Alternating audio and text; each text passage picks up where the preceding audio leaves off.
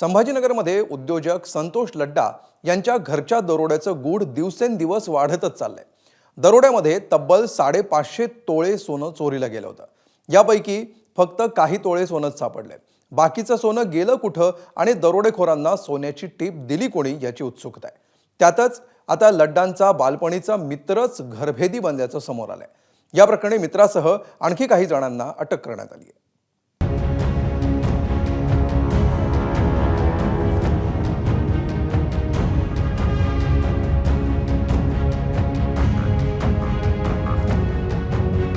संभाजीनगरमधील उद्योजक संतोष लड्डांच्या घरी पडलेल्या दरोड्याची अखेर उकल झाली आहे।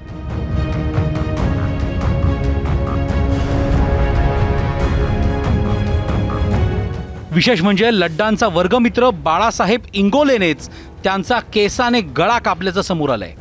संतोष लड्डा आणि बाळासाहेब इंगोले यांनी एकत्र शिक्षण घेतलं होतं, मात्र क्षुल्लक रागातून बाळासाहेब इंगोलेने आपल्या मित्रालाच दगा दिला। पोलिसांनी आता या प्रकरणात एकूण 10 जणांना अटक केली आहे।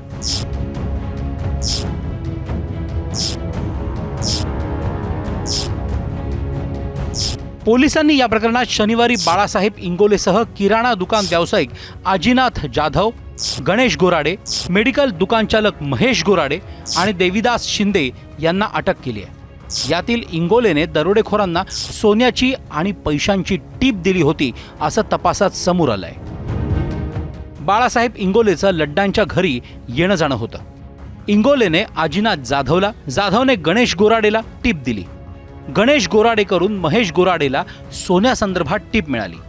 तिथून ही माहिती गणेश गोराडेकडून देविदास शिंदेला देण्यात आली।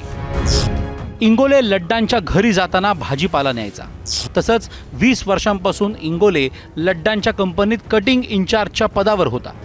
विशेष म्हणजे डिसेंबर महिन्यात काही कारणांवरून लड्डा इंगोलेला ओरडले होते। त्याचा राग मनात धरून इंगोलेने टीप दिल्याची माहिती आहे। मित्राचाच केसाने गळा कापणारा बाळासाहेब इंगोले कोण आहे पाहूया। बाळासाहेब चंद्रकांत इंगोले हा संतोष लड्डांचा वर्गमित्र आहे। लड्डांच्या कंपनीत बाळासाहेब इंगोले कटिंग इन्चार्ज होता। 20 वर्षांपासून बाळासाहेब इंगोले लड्डांच्या कंपनीत काम करतोय। बाळासाहेब इंगोले लड्डांच्या घरी भाजीपाला वगैरे न्यायचा। लड्डांच्या घरातल्या पैशाची, सोन्याची इंगोलेला माहिती होती। दरम्यान या चोरीला कारणीभूत ठरला तो एक क्षुल्लक कारणावरचा राग।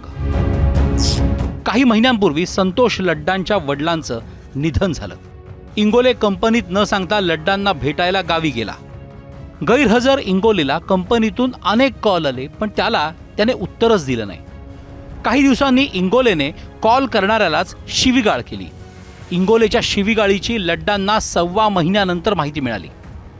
कॉल करणाऱ्या वडीलधाऱ्या व्यक्तीशी असं वागतो का म्हणून लड्डांनी इंगोलेला जाब विचारला। लड्डांनी कॉल करणाऱ्या वडीलधाऱ्याची माफी मागण्याची इंगोलेला सूचना करण्यात आली।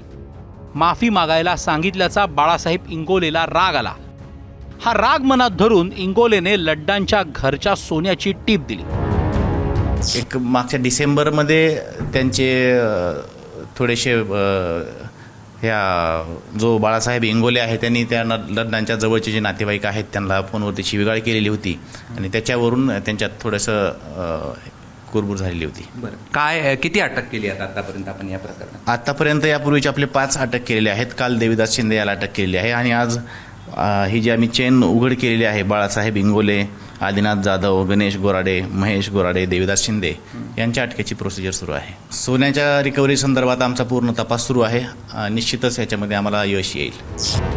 मात्र हा खटला उकलला असला तरी लड्डांना मिळालेलं केवळ 20 तोळे सोनं हे अजूनही गौड बंगाल आहे। उरलेलं 530 तोळे सोनं कुठे गेलं याचा शोध लागलेला नाही। या प्रकरणात पोलिसांच्या भूमिकेवरही प्रश्न उपस्थित होत आहेत। सोनं निश्चित सापडेल। आमच्या इथं जो दरोडा पडला त्या दरोड्यामध्ये ज्यांनी टीप दिली होती तो आरोपी पकडला गेलेला आहे। मी माझ्याकडे काल ज्याच्या घरावर दरोडा पडला होता ते लड्डा आले होते, त्यांच्याशी मी चर्चा केली। ते सोनं 5.5 किलोच्याच आसपास असावं असं त्यांचं सुद्धा त्यांनी जे दिलेलं आहे त्याच्यावर त्यांचं समाधान आहे। आणि मला वाटतं त्या सोनं या चोरांनी जे चोरी केलं ते कुणाकडे लपवलं आहे त्याचा शोध पोलीस घेत आहेत आणि 2 दिवसामध्ये त्या ज्यांच्याकडे सोनं आहे त्यांना निश्चित अरेस्ट केली जाणार आहे।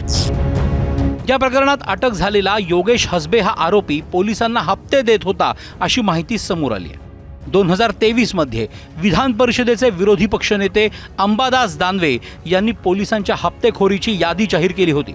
त्यानुसार हसबे हा संभाजीनगर पोलिसांना अवैध दारू विक्रीसाठी 20,000चा हप्ता देत होता असं नमूद आहे. त्यामुळे या प्रकरणातला संशय आणखी वाढलाय. आता पोलिसांनी या प्रकरणाची उकल केली, तसंच सर्व सोनंही तातडीने शोधून काढावं, नाहीतर या प्रश्नांमुळे पोलिसांची भूमिकाही संशयाच्या भोवऱ्यातच राहील. कृष्णा केंडे, एबीपी माझा, संभाजीनगर. एबीपी माझा, उघडा डोळे बघा नीट.